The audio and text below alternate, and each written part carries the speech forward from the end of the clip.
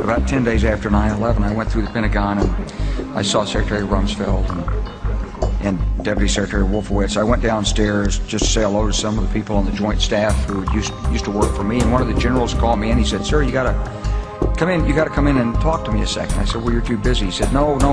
He says, "We've made the decision. We're going to war with Iraq." This was on or about the 20th of September. I said, "We're going to war with Iraq. Why?" He said, "I don't know." He said, "I guess they don't know what else to do."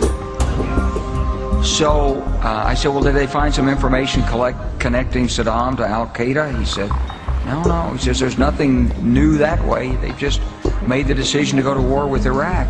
He said, "I guess it's like we don't know what to do about terrorists, but we've got a good military and we can take down governments." And he said, "I guess if the only tool you have is a hammer, every problem has to look like a nail."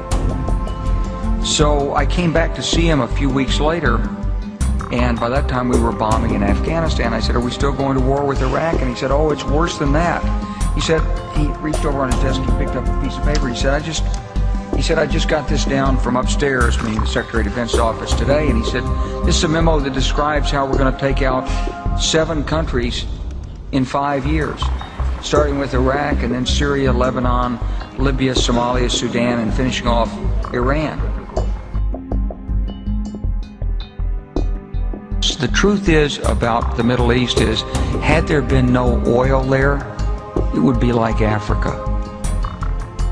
Nobody is threatening to intervene in Africa. The problem is the opposite. We keep asking for people to intervene and stop it.